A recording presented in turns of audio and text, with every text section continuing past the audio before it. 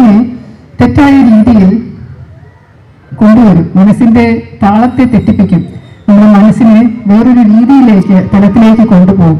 ഇരുണ്ട ചിന്തകൾ കയറി വരാൻ എളുപ്പമുള്ള ഒരവസ്ഥയിലേക്ക് വരും. ഒരു പോലീസ് ഉദ്യോഗസ്ഥ എന്ന നിലയിൽ 33.5 വർഷം ജോലി ചെയ്തിരുന്ന പല ഘട്ടങ്ങളിലും മയക്കുമരുന്നിന്റെ ഈ നീരാളിപ്പിടുത്തം കാരണം ഉണ്ടാകുന്ന ദുഷിപ്പുകൾ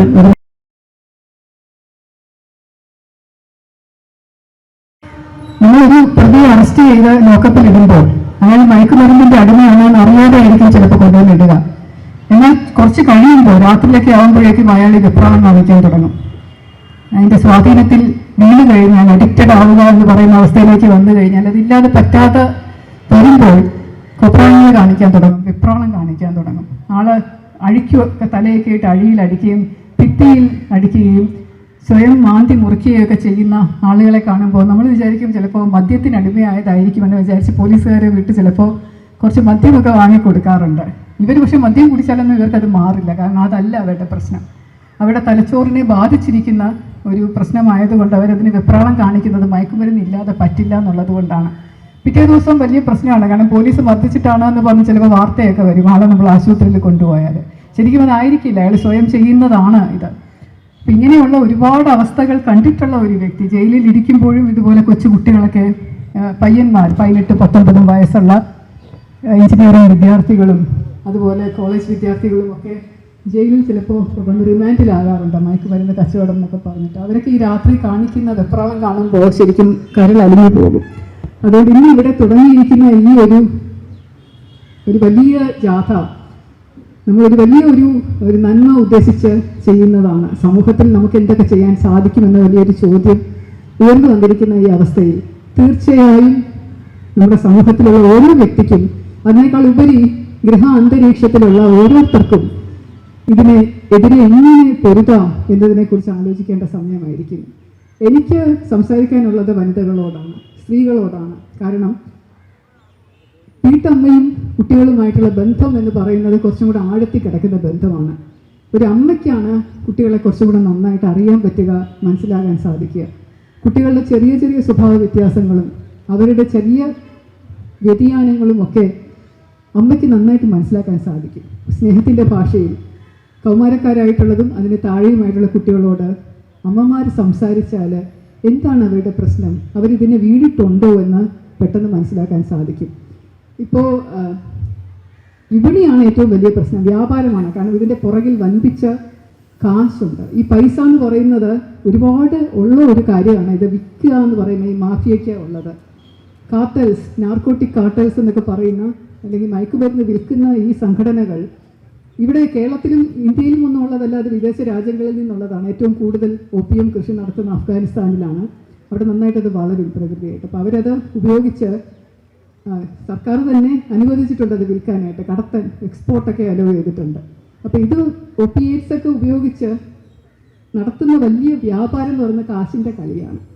പലപ്പോഴും ഈ കാശ് പോകുന്നത് തീവ്രവാദ പ്രസ്ഥാനങ്ങളിലേക്കാണ് എന്നുള്ള ഒരു അവബോധവും നമ്മൾ മനസ്സിലാക്കണം. തീവ്രവാദം പ്രോത്സാഹിപ്പിക്കാൻ വേണ്ടി ഈ നാർക്കോട്ടിക് വിറ്റ് കിട്ടുന്ന പൈസ വ്യാപകമായിട്ട് ഉപയോഗിക്കുന്നുണ്ട്. അവരുടെ ആംസ് ആൻഡ് അമ്യൂണിഷൻസ്, ബോംബ് വാങ്ങാൻ, നശീകരണം നടത്താനും ഒക്കെ, തീവ്രവാദ പ്രവർത്തനങ്ങൾക്കുമൊക്കെ ഇവരുടെ സഹായം അവർ പലപ്പോഴും തേടുന്നുണ്ട്.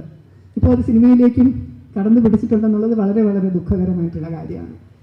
നമ്മൾ ഏറ്റവും കൂടുതൽ ആഹ്ലാദം നൽകുന്ന കാര്യങ്ങൾ എന്ന് പറയുന്നത് ഇതൊക്കെ ആയിരുന്നിരിക്കെ അതിലപ്പുറം ഒരു ലഹരി എന്ന് പറഞ്ഞ് തേടിപ്പോകുന്നത് തീർച്ചയായിട്ടും അമ്മമാർക്ക് മനസ്സിലാക്കാൻ സാധിക്കും. ചെറിയ ചോക്ലേറ്റുകളുടെയും മുട്ടായികളുടെയും കവറുകൾ അമ്മമാർ കണ്ടിട്ടില്ല എന്നുണ്ടെങ്കിൽ, അത് പുതിയ പ്രത്യേക തരത്തിലുള്ള വ്യത്യാസത്തിലുള്ള ഒരു കാര്യമാണെന്നുണ്ടെങ്കിൽ, ഇത് എവിടെ നിന്ന് കിട്ടി, ഇത് നീ കഴിച്ചോ, ആര് തന്നു എന്നൊക്കെ ചോദിക്കാനുള്ള ഒരു അവകാശവും അധികാരവും അമ്മമാർക്കുണ്ട്. അച്ഛന്മാർ ചോദിച്ചാൽ ചിലപ്പോൾ കുട്ടികൾ ചിലപ്പോൾ എതിർത്തേക്കും. കാരണം നമ്മുടെ സമൂഹത്തിൽ, പ്രത്യേകം താഴേക്കിടയിലുള്ള സമൂഹത്തിൽ, പുരുഷന്മാർ മദ്യവും പുകവലിയും ഒക്കെ ചെറുതായിട്ടൊക്കെ ചെയ്യുന്നവരാണ്. പക്ഷേ അമ്മമാരെന്ന് പറയുന്ന ഒരിക്കലും അത് ചെയ്യാത്തത് കൊണ്ട് കുട്ടികൾ തീർച്ചയായിട്ടും അമ്മമാരോട് അത് വെളിപ്പെടുത്തും, എവിടെ നിന്ന് കിട്ടി, ആര് തന്നു എന്നുള്ളത്. അപ്പോൾ ഭയപ്പെടാതെ അവരെ പറഞ്ഞ് മനസ്സിലാക്കി അതിൻ്റെ സ്രോതസ് വെളിപ്പെടുത്തി പോലീസിനെ അറിയിക്കുകയോ എക്സൈസിനെയോ ഒക്കെ അറിയിക്കുകയോ ചെയ്താൽ അത് വലിയ സാമൂഹ്യ കൃത്യമായിരിക്കും അമ്മമാർ ചെയ്യുന്നത്. കൂടാതെ ചെറിയ ഉപയോഗം കൊണ്ട് 1-2 പ്രാവശ്യം മയക്കുമരുന്ന്, കഞ്ചാവോ അല്ലെങ്കിൽ മറ്റുള്ള പദാർത്ഥങ്ങളോ ഉപയോഗിച്ചിട്ടുള്ള കുട്ടികളാണെങ്കിൽ ഒരിക്കലും അവർ അഡിക്റ്റഡ് ആവില്ല, അവരെ തിരിച്ചു കൊണ്ടുവരാൻ എളുപ്പമാണ്. അവർക്ക് വൈദ്യപരമായിട്ടുള്ള ചികിത്സ വേണ്ടി വരില്ല. മാനസികമായിട്ടുള്ള ഒരു സ്നേഹവും പരിഗണനയും അവർക്കുള്ള ഒരു സപ്പോർട്ടും അതും മാത്രം കുടുംബത്തിൽ നിന്ന് കൊടുത്തു കഴിഞ്ഞാൽ അവരതിൽ നിന്ന് തിരിച്ച് വരാനുള്ള ഒരുപാട് നല്ല നല്ല അവസരങ്ങളുണ്ട്. അങ്ങനെ ഞാൻ ചെയ്തിട്ടുണ്ട്, ഞാൻ കണ്ടിട്ടുണ്ട്. ഒരുപാട് കുട്ടികൾ മയക്കുമരുന്നിൻ്റെ പിടുത്തത്തിൽ നിന്ന് സ്വയം തന്നെ എനിക്കിതിനി വേണ്ട എന്ന് തീരുമാനിച്ച് ഒരിക്കലും അത് ഉപയോഗിക്കാത്ത രീതിയിലെത്തിയിരിക്കുന്ന സ്ഥിതിയും ഞാൻ കണ്ടിട്ടുണ്ട്. അപ്പോൾ അതുകൊണ്ട് അമ്മമാരുടെ പങ്കെന്ന് പറയുന്നത് അത്രയ്ക്ക് വലുതാണ്.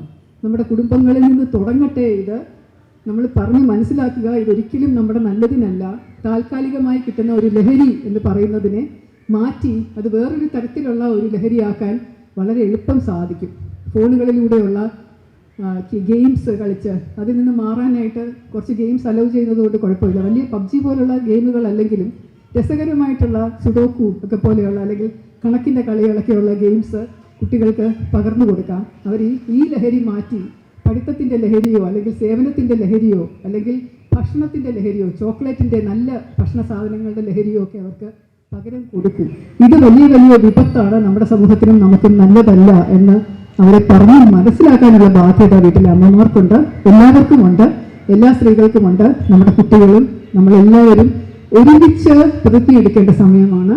നമുക്കിനി മയക്കുമരുന്ന് എന്ന വിപത്ത് നമ്മുടെ സമൂഹത്തിൽ വേണ്ട എന്ന്. കാരണം ഇത് വളരെ വളരെ അപകടകരമായിട്ടുള്ള അവസ്ഥയാണ്. അപ്പോൾ ഇതിനൊരു തുടക്കം കുറിക്കുന്ന ഇന്നത്തെ ദിവസം എൻ്റെ എല്ലാവിധ ആശംസയും പിന്തുണയും അറിയിച്ചുകൊണ്ട് ഞാൻ തൽക്കാലം നിർത്തുന്നു. നന്ദി.